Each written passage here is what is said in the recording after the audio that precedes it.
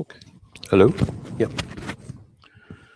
Good evening, everyone. Welcome back again to the 11th session of our Boundless Judaism course. This is the last session devoted to one of the Sfirot, and next week, Rabbi Neely will wrap up and give his final conclusions. Summation. Thank you. So again, thank you for coming. You've been a loyal class this whole period of time, and we really appreciate your being here. We're going to talk about Sfirat Yesod, the Jewish perspective on foundation, translation, fundamentals, that sort of thing. Yesod is translated as foundation.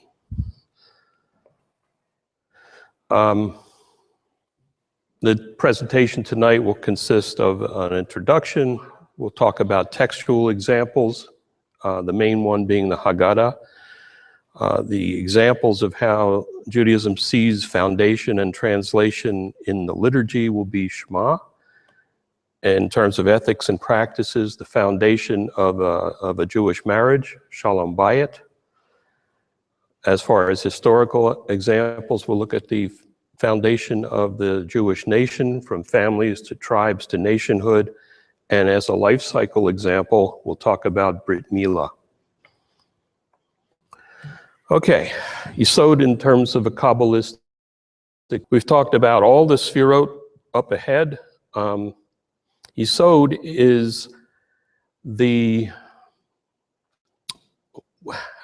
conduit to bring all of the emanations from the Sfirot above into Malchut.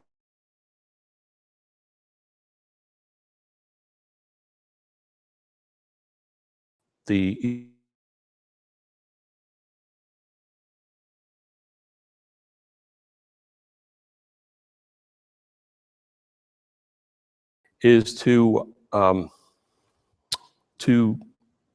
not only just transmit, but to condition the heavenly light and spirit so that it can be accepted by finite creatures like us. It translates infinity into finity, if you will, into a finite world. Basically, I like the idea that it collects and balances and distributes the Sfirot, Chod, and Netzach, and Tiferet, that is, glory, eternity, and beauty, into this world so that we can enjoy it and understand it. I like the term engine room of creation. So, as I was saying, Netzach, eternity, and Hod, splendor, interact, according to the Kabbalistic tradition, to determine human beings' ability to receive God's light. And Yesod harmonizes and balances, conditions these two, and conjoins these two aspects of godliness, and then channels the proper measure of that mixture to each of us who live in Malchut. Thus, Yesod is the divine attribute that binds God to us with empathy and love, and encourages us to be all we can be, basically, in terms of the divine image in which we were created, Tselem Elohim. Yesod is the collector-distributor lane on the freeway of creation. It brings these things together. It brings the divine light, the divine spirit into our world. The textual example I'm going to talk about today is the Haggadah, which is viewed as the foundational document of Passover, and therefore the fundamental issues and learnings that led to the development of the Jewish people. We're going to look at what is the Haggadah, what happened, what's the story, What does it mean? Some of the sources and history, and how does it apply today? And I already overspoke myself. It's the foundation, the sacred text describing the order of the Passover Seder and discussing the history of the Jewish people up to Sinai. It tells us who we are, where we came from, and what we stand for. And from that, we can deduce where we're going. The theme of the Haggadah is the delivery of Israel from Egyptian bondage to freedom. And this is a difficult concept sometimes. By freedom, we don't mean license. We don't mean, okay, you can run around and do whatever you want to do. The point of the deliverance of the Israelites was to be God's people, to be it was the freedom to move closer to God, the freedom to do God's will. If that sounds contradictory, it's not really. The Haggadah also is the document by which we fulfill the commandment to tell your son, your child, of the Jewish liberation from slavery in Egypt to freedom to worship. And the textual passage is there at the bottom. Haggadah contains many passages about the Exodus from various sources. It contains instructions for actually conducting the Seder and the order of the Seder. Seder means order, the order of the ceremony itself. It contains Psalms and Hallel, the Psalms of praise, grace before and after meals, the Kiddush and the Birchat HaMazon, and several table songs, Chad Gad Yah and et al. At the end of the festivities. It covers the history from Avram to Sinai, contains the virtues that are our national consciousness and identity, and makes the point, I think, that our identity and our continuance, our continuity, depend on encouraging children to ask questions and us providing sensitive and substantive answers. Most ceremonies and in other cultures, the children have to be quiet and do what they're told. In this case, the Seder, and a lot of us maybe don't fully grasp this, is for the children, specifically for the children. And keeping them awake is a good thing. So a lot of people I know use all kinds of tricks and gimmicks and toys and everything to keep the kids awake and to keep them interested, because this is how they learn.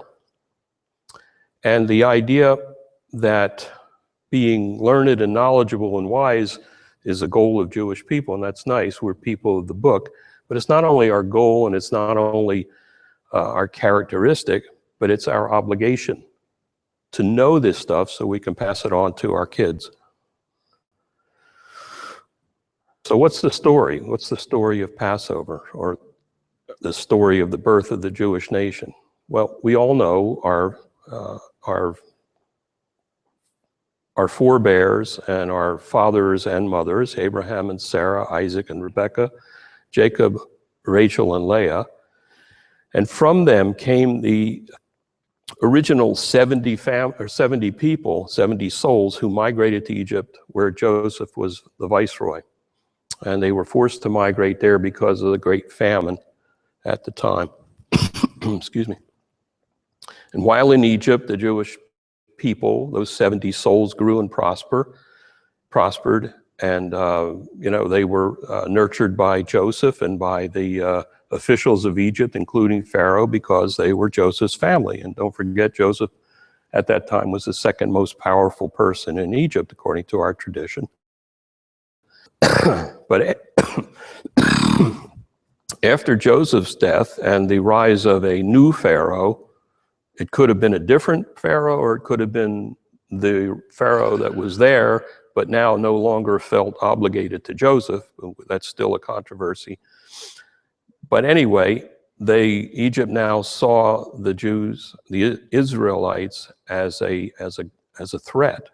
And this resulted in organized enslavement and oppression by putting the Jewish, now slaves, to work building great storage cities and monuments and so forth for the Egyptians.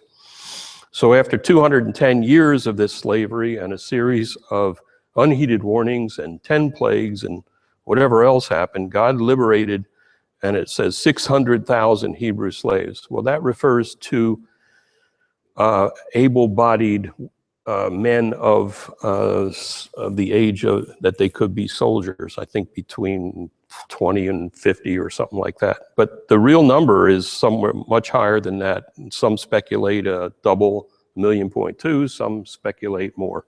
I don't know for sure.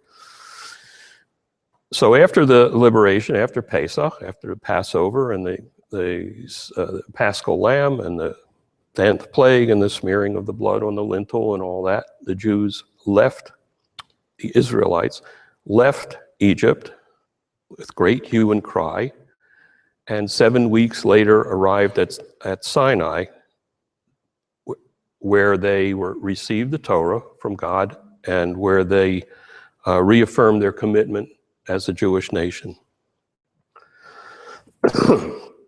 So what does all this mean? Everyone celebrates freedom on Passover. You know, each holiday has its own theme. The theme for Passover is freedom. But what is the challenge? We may not be truly free. We're free, of course, we're not enslaved physically, but slavery takes many forms, as I've mentioned. And most of the time, the slave is really unaware of his servitude. I think it was the Eagles that said, we live our lives in chains and never really know we have the key. And the key here is told to us through the Haggadah. As we relive the leaving of Egypt, the Seder and the Haggadah teaches us how to be truly free. First, it helps us to become aware of our own slavery, the fact that we may be a slave to fashion, to a slave to our work, to earning money for its own sake, or other kinds of addictions, true addictions to drugs and alcohol and shopping and gambling and God knows whatever else. These are all forms of slavery. And the Seder is there to help teach us how to release ourselves from these forms of slavery. Second, well, as I said, it teaches us the difference between freedom and license. Sorry. And it discriminates between the freedom of the body and the freedom of the spirit. That's as I was getting to the point about addictions and being really enslaved to our daily commute to work and our next episode of our favorite TV show. Pesach enables us to change ourselves and thus to change the world. And that is truly the only way the world can change, unless God wills the world to change, is for us to do it.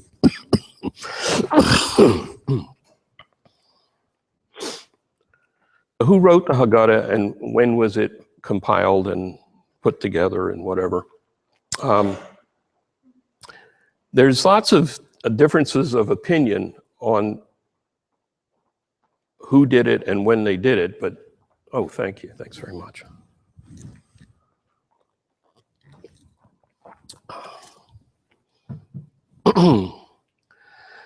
Most people agree that the Haggadah was compiled during the Mishnaic and the Talmudic periods, 200 to 400 CE. The Malbim, one of our great sages, says a draft was completed by Rabbi Yehuda Hanassi, who compiled the Mishnah in about 189 CE. The oldest existing Haggadah dates back to the 10th century and was part of a prayer book that was written by Saadia Gaon. And the earliest known standalone Haggadahs, like the ones that we see, wasn't the Maxwell House Haggadah. It was the probably the Golden Haggadah and the Sarajevo Haggadah, which is self-named, that were written somewhere or put together somewhere around the 13th, 14th century. The oldest confirmed printed Haggadah was the Sonsino Haggadah that was sponsored by, of course, Sonsino family in Lombardy, that was Italy, in 1486, and nearly 200 or 2,000 different editions have been published since.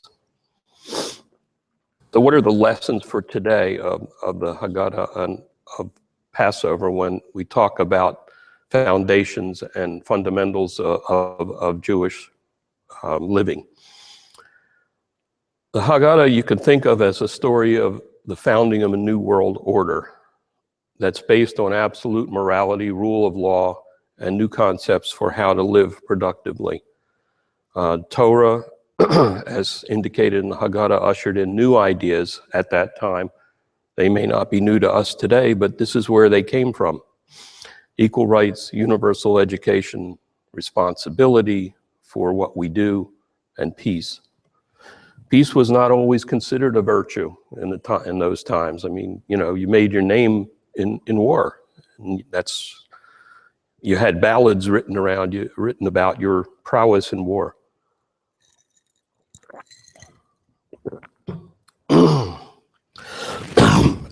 Sorry about that. Passover is a mind holiday, a cognitive holiday, where we free ourselves not from physical oppression, but from emotional and mental oppressions. It encourages us to ask and answer questions to exercise our mind. It's a big thing in Jewish learning is pedagogy, not only the content, but how you learn. And the Seder is a great example of the adult education theories put into practice, using mnemonics and using symbols and signs and order and, won't go into all that. An effective Seder is relevant. It should not simply be mumbled, just to mumble the words and get through it, but it's all about asking questions and giving rational and reasonable and loving answers, not irritable answers. Because this is about the kids. It's about the continuity and transmission of the Masorah to the next generation. Discuss in a deep, meaningful way. Don't rush to get to dinner just so the kids can go to bed. They're supposed to stay up. They're supposed to be a pain. Well, they're not supposed to be a pain, but they're supposed to be there.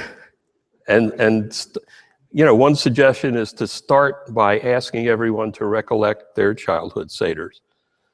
Just a simple suggestion, and gives people a chance to interact around the table and not just sit there and as the leader reads through the Haggadah. And if people are thinking, the Haggadah has done its job and will then initiate ideas on how to be truly free. Okay, before we start the next one, any questions on Haggadah? Yes, Bernie.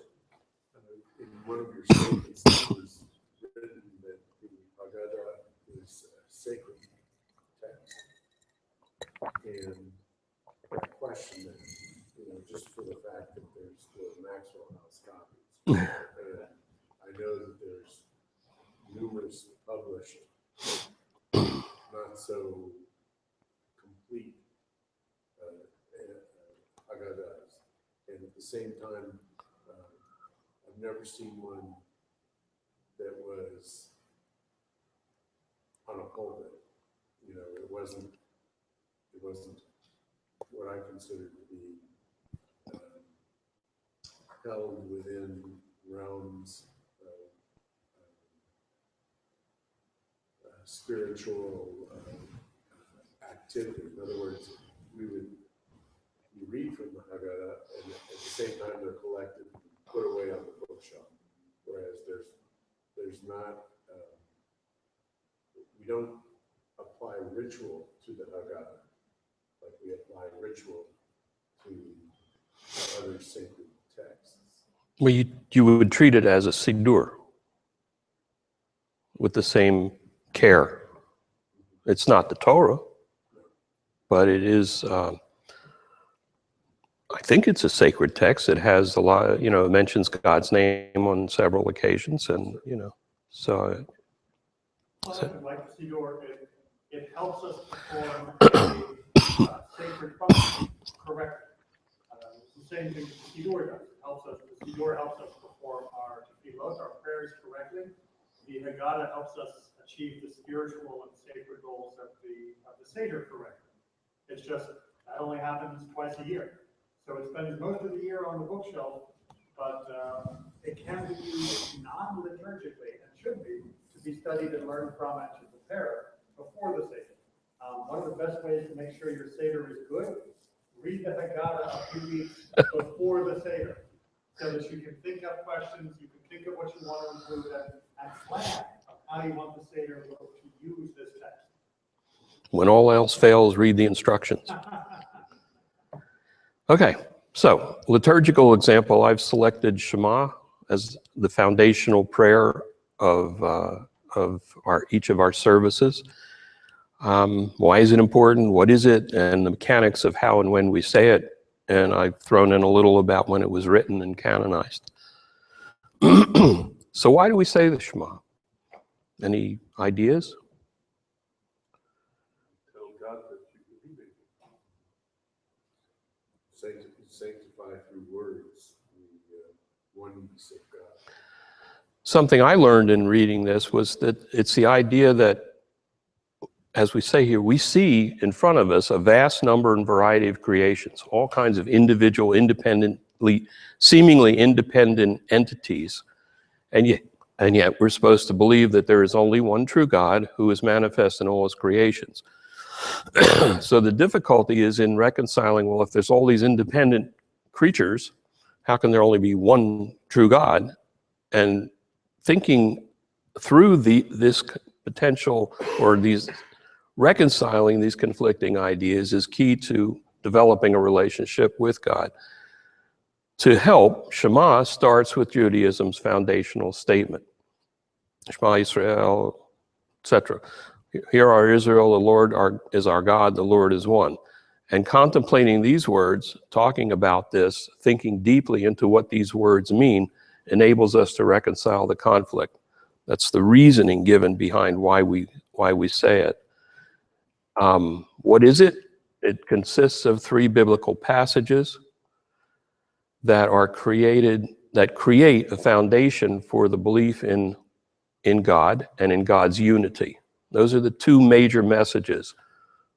We believe in Hashem as our God, and we believe that he is one, not simply distributed among all of these seemingly individual independent creations. The first paragraph begins with, Hear, O Israel, Shema Yisrael, the Lord is our God, Adonai Eloheinu, the Lord is one, Adonai Echad. Hear, O Israel is said by God to the Jewish people. It's like, listen up, and that indicates that we have God's attention. So now we're attentive. And then we say back, the Lord is our God. We've chosen you as different from any other potential entities that we could worship, because you are the one true God. And then the last phrase is that you are one. And this is not as simple as it sounds. Back in Canaan at the time, or at this time, there weren't any single unified, there wasn't any single unified God, except for some cults in Egypt, the sun god and so forth. But that didn't last very long. This was not an easy idea. I mean, it wasn't everybody else is doing this, so we'll believe it. Everybody else, in fact, was believing in idols or a pantheon of gods, each having separate functions, and each allowing us to do pretty much what we willed, as we just worship the one we like. So we could do whatever we wanted and find a God to support it, and if there wasn't one, we'd create one. This is very different. This is absolute morality. This is the concept that if there is a God, and we've chosen him, and it's only one God, then what that God says we ought to do.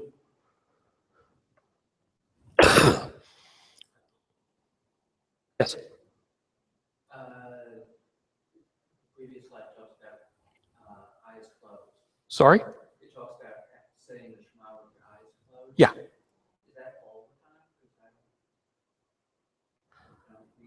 Saying the Shema. It's hard to read it with your eyes closed. It's just the first verse, the first Shema Yisrael.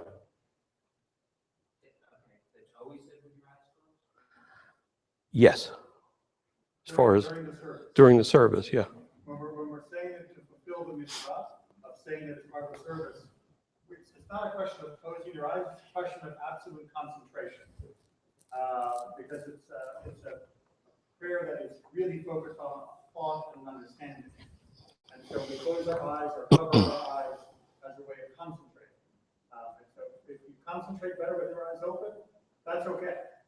But most of us in the world find the visual stimulation overwhelming. And so to really focus, sometimes we have to close our eyes. We say that the Shema also is part of the leader, but at that point, it's different. Correct. That's where we quote it. We are not reciting it for the commandment, we're reciting it as a quote. And so during the Kedusha, during the Amidah, or in other parts of the service, like the early morning service, we don't close our eyes for those recitations. It's just the part where it comes right with the Ve'ahavta for the morning and evening services, just those two pieces where we do the intense focus. And the Torah service as well, we don't close our eyes. But again, as Michael was pointing out, the Shema is so foundational, so intrinsic, that we say it more than just the twice that we have to say it. We sprinkle it everywhere. I've seen two different things in something that I learned from my grandfather, and one of which was to have your tzitzit over your finger, and you hold that to your forehead, just like your filling box. And of course, that you would take your talus corner and cover your eye. And then I've also heard that some people take their thumb and their forefinger and hold it at the bridge of their nose, and they've got on their forehead the three fingers representing Shin. Shin. I've never heard that. That's great. For Shema. Interesting. And this, this behavior also serves as a mnemonic to help you to remember it as well as to concentrate. Because as soon as you do that, you think in Shema. Our sages who put together the Siddur and the prayers were very, very smart people. Okay, I think I've already hit this message. The idea of our fidelity, our choosing of God to be our God, and God's unity are the two major messages. And the rest of the first paragraph tells us what to do with this message, how to be loyal to it, how to transmit it, how to remain mindful of it. And you'll hear a lot about mindful in Jewish prayer and Jewish liturgy and text and so forth. Always concentrating, not just mumbling, and yet well, that's a whole nother story. The words I've written here, I've broken down the paragraph for your edification to read later. That's the paragraph that we call the Ve'ahavta. The V'ahavta, right? That's the love your God with all your heart, with all your soul, and with all your might. And Rabbi, I think you're going to talk about Shema in depth sometimes. Oh, Kaddish. Yeah. Okay, because every word has meaning, and every word has been deconstructed and commented on by the sages. It's fascinating. It's really interesting stuff to read, and I would certainly recommend getting a commentary on the Shema. By using love, thou shalt love thy God, we infer from that statement that these truths can best be fulfilled through the using all of our resources, not only our voices, but our full concentration and our full energy to really feel this connection. That's what the prayer is about. We preserve this by, again, intentional, structured mindfulness. That's a wonderful phrase to remember. I loved whoever wrote it. That's really good. And we teach our children actively about God's ways rather than leaving them to the uncertainty of their nature and our society. Oh, we don't need to teach our children. They will learn what they want to learn, and then they'll let us know what religion they want to follow. No, it doesn't work that way. You need to teach them something. you know, and this is, I'm sorry, it's just me. We must purposefully keep in mind God's unity within everyday life, and that's why the Shema mentions in the morning, in the evening, at home, and on the road. They know you're moving around. They know you're busy. So that's why we say it twice a day, so that at least one of those times you might really have time to concentrate fully on what it is you're saying. And you need to say it wherever you are. Again, the mnemonic symbols, the tefillin on the hand and forehead and the mezuzah on the doorposts are there to remind us about what's in the Shema and what we need to be doing to implement that direction. They are not to ward off evil spirits. They're reminders, the mezuzah and the tefillin. The second paragraph warns that the enjoyment of God's grace, especially our wealth and resources and secure residence in the land of Israel, depends on obedience to God's will. That's what the second paragraph is all about, as expressed through keeping the mitzvot. And the function of those mitzvot is elaborated in the third paragraph. Not all of them, certainly. It doesn't tell you how to do each one, but it says that it's important to do and links the mitzvot to the tzitzit. And that's why we say that the tzitzit are reminders of the 613 mitzvot.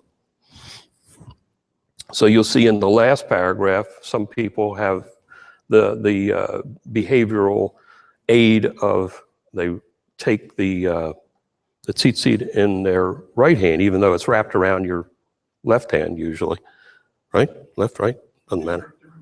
Yeah, different customs, and hold them in both hands. And when a lot of people will kiss the tzitzit when they say the word tzitzit in the third paragraph.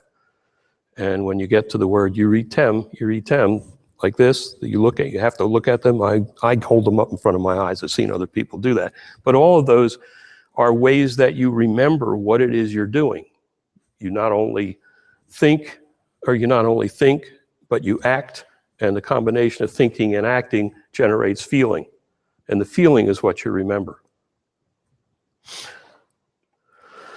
Mechanics. When do you say Shema? In the morning, during the first quarter of the day, in the evening, from when the stars appear until dawn. Before going to sleep, there's something called a bedtime Shema. First paragraph and some prayers that surround it, or meditations that surround it. This I found interesting. I didn't know this. When the Kohen Gadol, or any Kohen, would call Israel to arms to fight one of the Canaanite tribes, he recited the Shema as part of it. Near the end of the Ne'ilah service and on one's deathbed. And I'm sure there are other times that I don't know about, but is there anything else that comes to mind? Well, I mean, there are other liturgical times Yeah. where it's also recited. Those are the main event times. Yeah. How? Say it even if you don't do a full prayer service. So suppose you don't have time to go to Minyan every morning, you still say the Shema. Ideally, in the morning, one wears talit and tefillin when saying Shema. Say it in your own language if you don't understand Hebrew. There's no point in continually saying it over and over again in a language you don't understand. You need to grasp the words in order to understand the thought behind it and to gather from the words and the thoughts the feelings that go with it. Make the environment in which you say Shema clean and neat.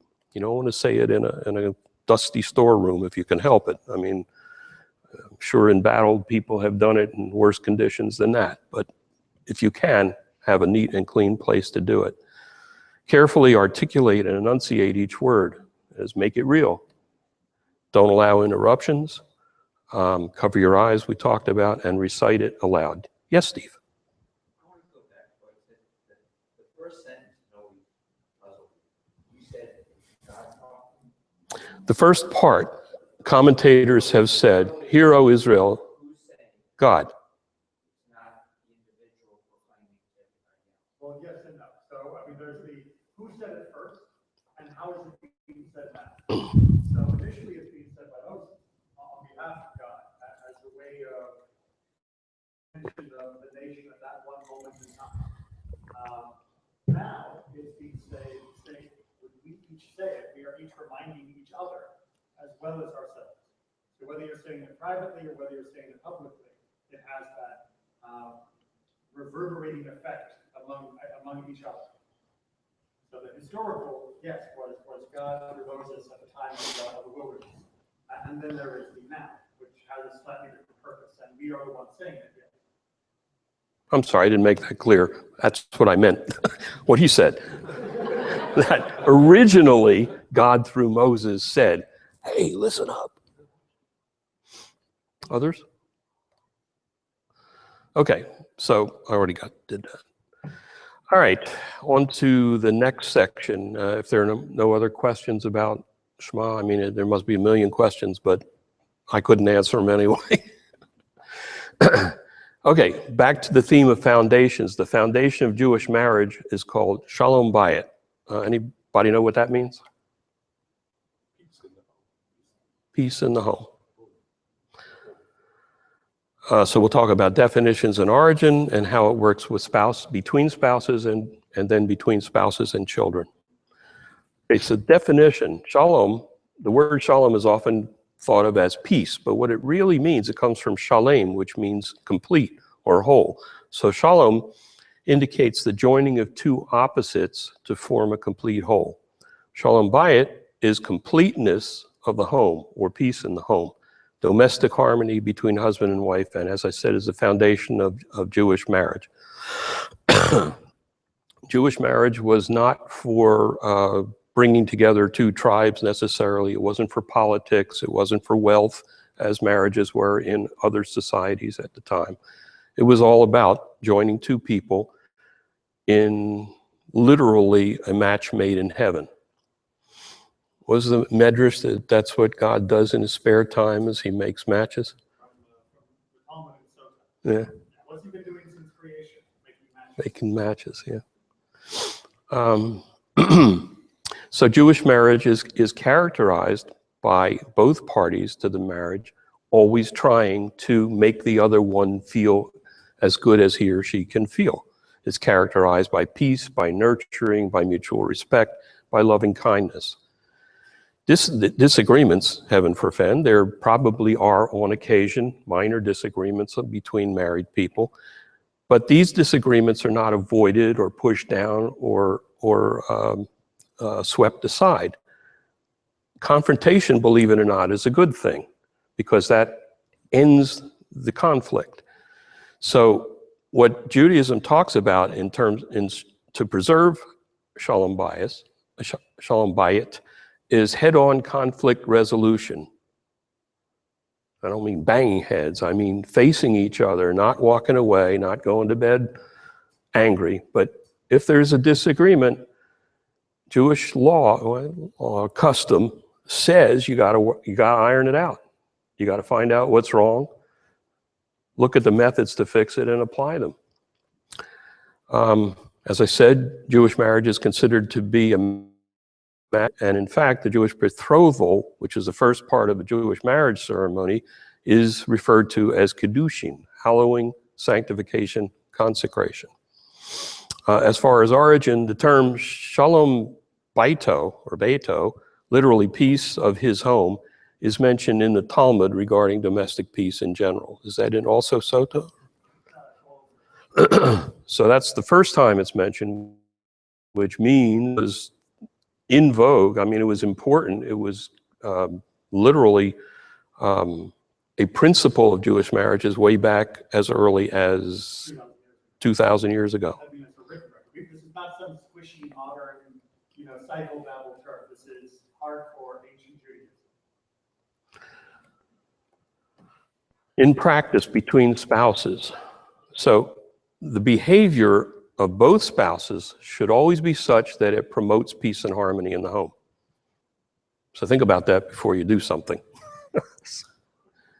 Husband should love his wife. There's more direction to the husband, by the way, than there is to the wife in Shalom Bayit. The husband has to love his wife as much as himself, but honor her more. And honor means provide for her more. Discuss with her any worldly matters that arise in his life. And that doesn't necessarily apply to her, but it would be nice also. But the husband is directed by the Talmud to discuss these things with his wife. If I can just interject, I don't want to interrupt too much. No, please. Part of the reason why so much of this is directed at the husband is because in the ancient world, when this is first being explained, the husband held, because of social custom, a lot of authority within the family. And that meant, as we know, that authority is often corrupt. Yeah. Right? You know, it's good to be the king, they say, or at least Mel Brooks said. So there was a great deal of emphasis on reining in what could be a runaway husband's actions to make sure that he realized that it was on him. In a modern society, when there is more equality between husband and wife in terms of their authority within the public sphere and their earning power and all of this should be taken as gender neutral and should be seen as equally reciprocated. But more for the husband, equally. Yeah. But equally more. Equal for some than others. The Talmud forbids a husband from being overbearing. You can't just lord it over your home and act like a tyrant. And obviously, as a corollary of abuse, is strongly condemned in as strong terms as possible at the time.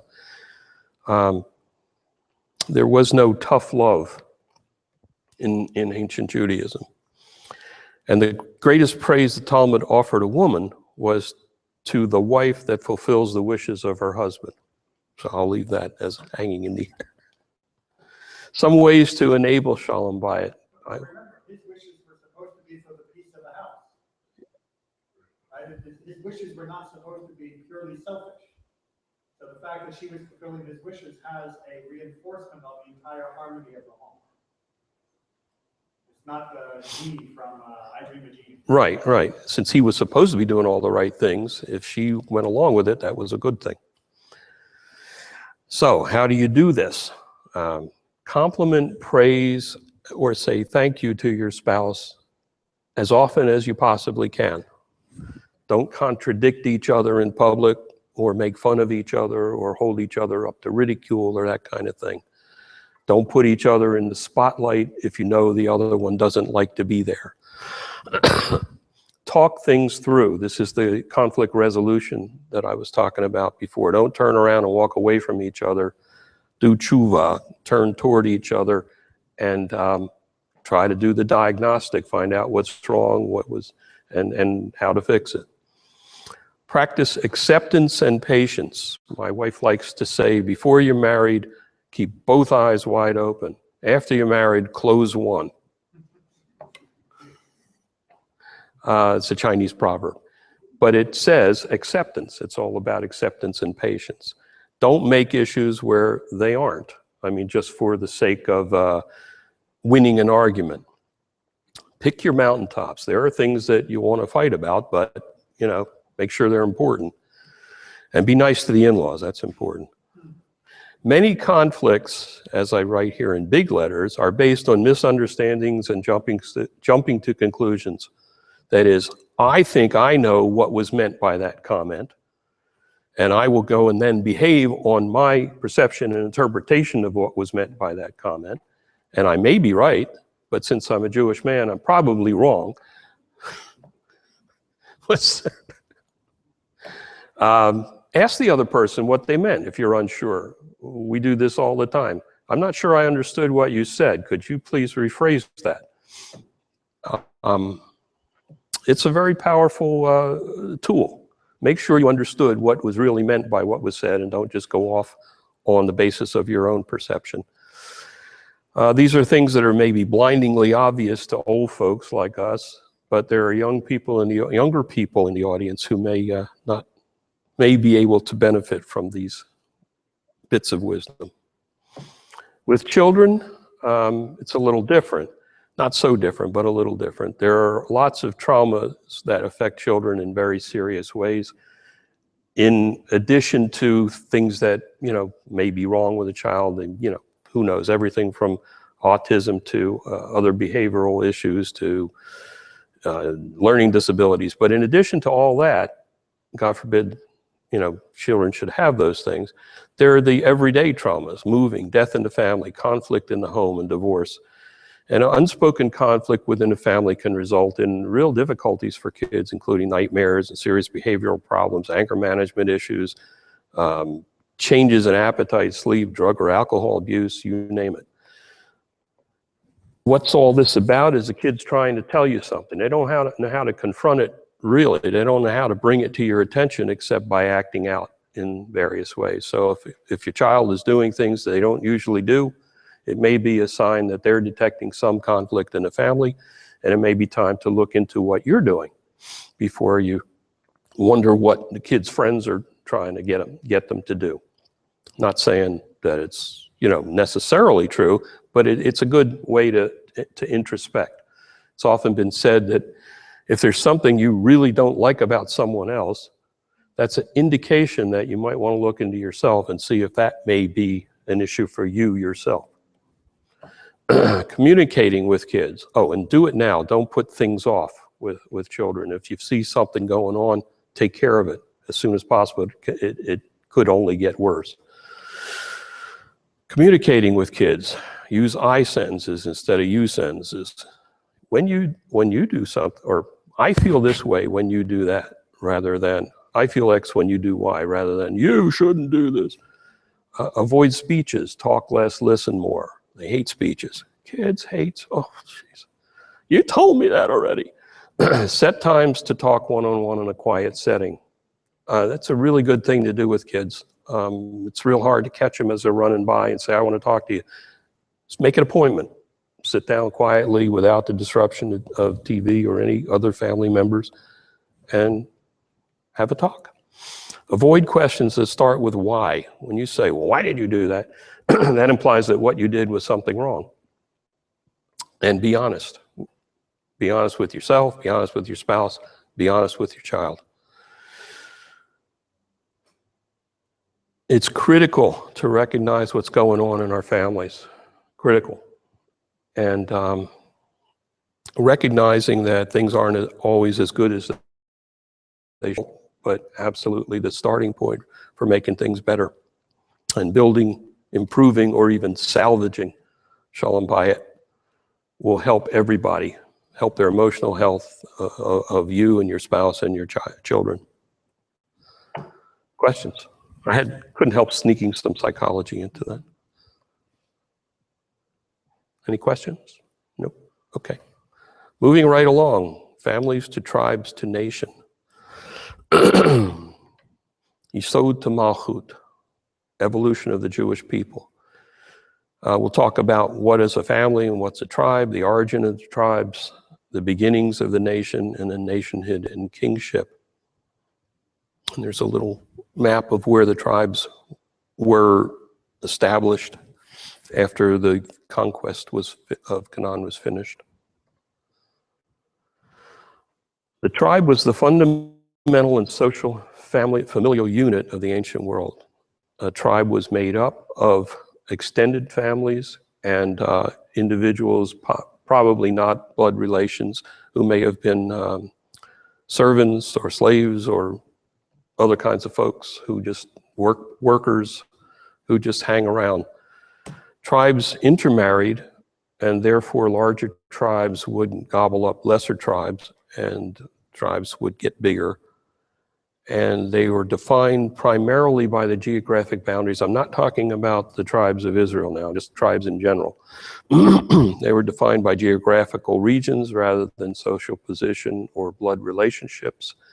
And they pretty much served as the main focal point for social and religious and political and military behaviors, and were the foundations of Canaanite society at the time the Israelites moved into Canaan.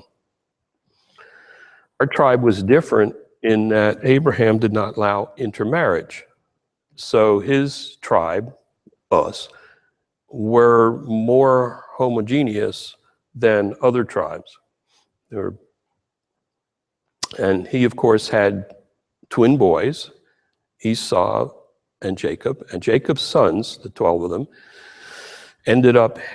were the people who headed up the 12 distinct tribes of Israel. And I've listed them here. But because the Levites didn't receive an allotment of land, but only had cities that were spread around the tribal areas, they weren't really considered a tribe. So now we're down to 11.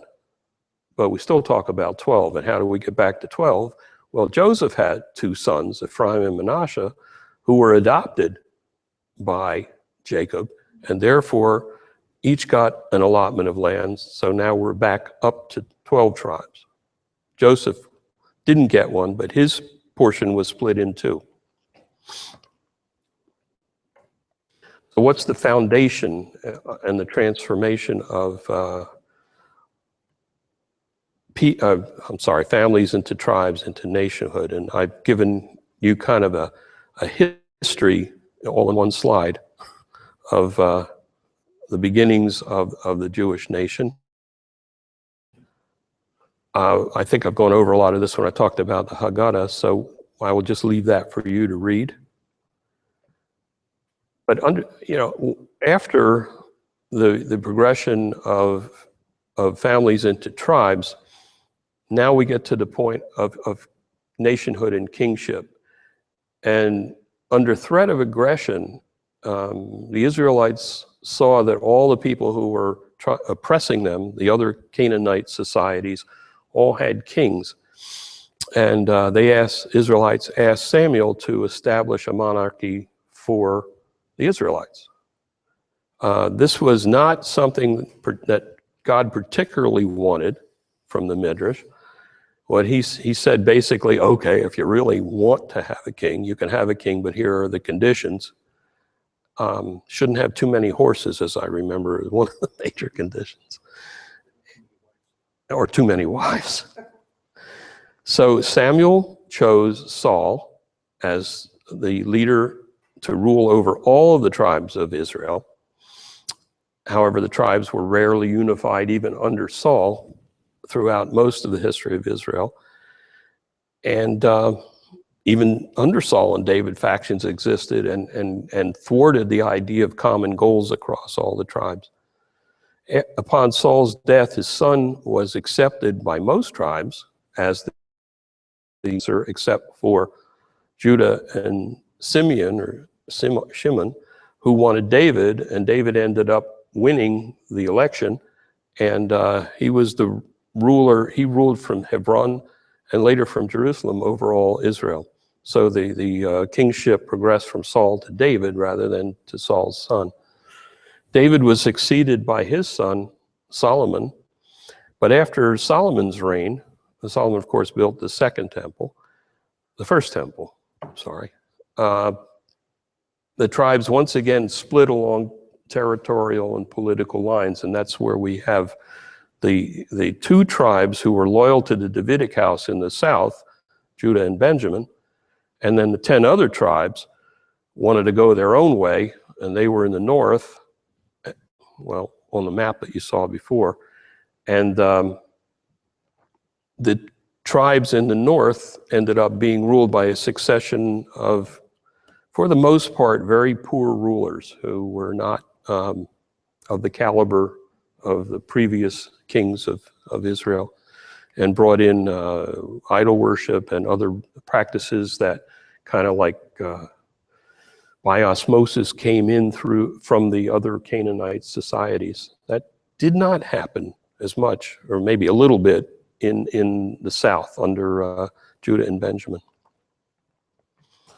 Questions about the vastness of Jewish history that I just condensed into 10 minutes? It's a great read. There are wonderful books, both religious and secular books that are just remarkable. Read the book of Judges if you want a good start. Yeah. I would recommend Paul Johnson, History of Israel, as a secular work. Very even-handed. Looks thick, but given that it's covering 3,000 years, it's a great read. Yeah. Yeah, it's this big and it's an introduction. Okay, the life cycle event, and this is the last section. We're going to talk about Brit Milah, which is a ceremony of the covenant which is conducted on the foundation, so to speak. talk about the origin, why do we do it, what is it, and a bit about the history of Brit Milah. Ancient covenants were sealed by severing an animal, according to the history of this area. In Hebrew, to seal a covenant translates as to cut. You remember the covenant between between the birds, or I forgot already, where birds were cut in half and laid out, and there was a discussion and an agreement reached between God and the Jewish people at that time. The Brit Milah is something like that. Jewish scholars were thinking that the removal of the foreskin symbolically represents such a sealing of the covenant, because it is the severing. The commandment for Brit Milah is given here for your convenience. Please read it when you have a chance. And why do we do it? In Kabbalah, again, we talked about Yesod as the translator, or the spigot, if you will, that allows godliness to pass from the infinite to the finite world. The male organ is also a conduit. And Akiva said that Rabbi Akiva, the great one, says God created an incomplete world, leaving us to bring it to greater perfection. We are a partner in the perfection of the universe. And part of that perfection is to make the body perfect in God's image. Maimonides, Rambam, advanced two further reasons. That's to moderate sexual desires. That was one of his theories. And so you'd have more time and energy to study and do good things. And to prevent non-believers from claiming Jewish identity. If you were going to try to masquerade as a Jew, you really have to want to do it. Sefer HaChinuch, that is the book of education, has three more reasons. To complete the form of man, which is pretty much what Akiva said, by removing a redundant organ. To mark the chosen people, that's what Rambam said. And the completion is left to man, implying that as he completes the form of his body, so he can complete the form of his soul. Ceremony itself, I'm sure you've all been to many of these and you've watched it, but I never watch it close enough because I have to go like this. So I thought I'd lay out the ceremony for you just as a guide. Takes place on the morning of the 8th day. Morning's important. It's led usually by a man, highly skilled in ritual circumcision, although women do it too these days. There are no specific rules about where the Brit Milah should be held, but a lot of people prefer to do it in shul, in the synagogue. Or the home. It is preferable to have a minyan, but not required. And here's where it starts. The infant is taken into the room by the godmother, the kvateret, who hands the infant to the godfather, who hands him to the sundek. Now, the people who are the godmother and godfather are often engaged couples or newly married couples who don't have children yet, and the theory here is that if you handle the infant and you're part of the ceremony, that will help you to have children. The sandek is usually the grandfather of the infant, or if there is no grandfather around, a man learned in Torah who sits on the chair of Elijah and holds the infant on his knees firmly so that the circumcision can be performed safely and effectively. And that's real important. That's a big job. That's a tough job.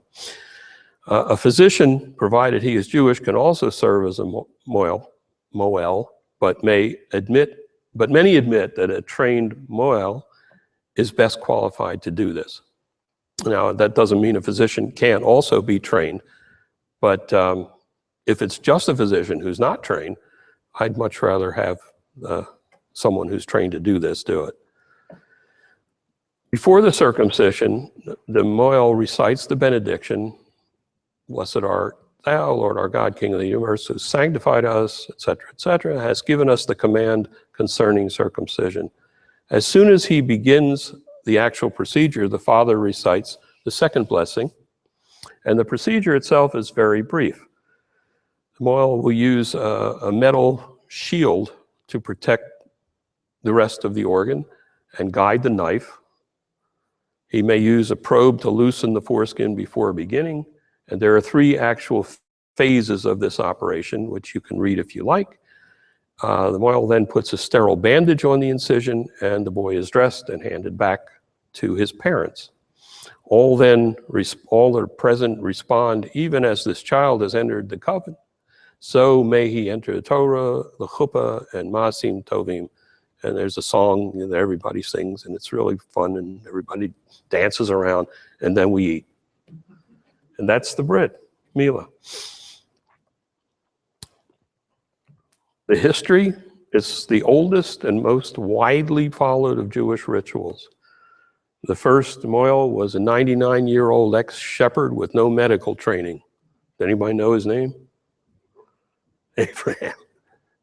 Gradually, specially trained men, I lost the rest of that sentence.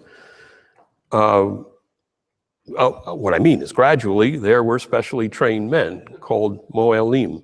By the Second Temple, they were already using iron knives and reciting the blessings we say today. So that's again 2,000 years ago. It started as a small family celebration, but by the Middle Ages, it was usually performed in the synagogue, and the entire congregation joined the festivities. And you had to give a big kiddush. Today, the non-Orthodox movements certify women physicians for the role of Moelet. I don't know how many are doing it, but that's what I've read. In fact, women were practicing circumcision in medieval Italy and maybe at other times. The Moel and the Moelet is still trained according to rules in classical rabbinic texts and law codes from the medieval period.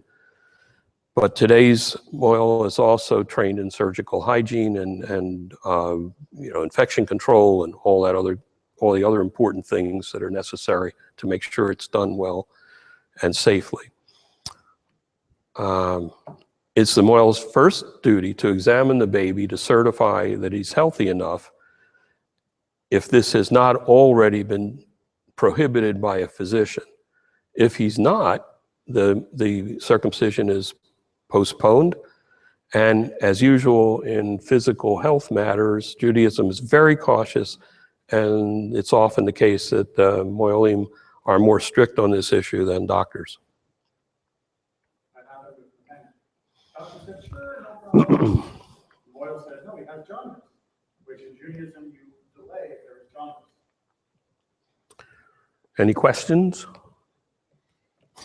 Remarkably, on the 8th day,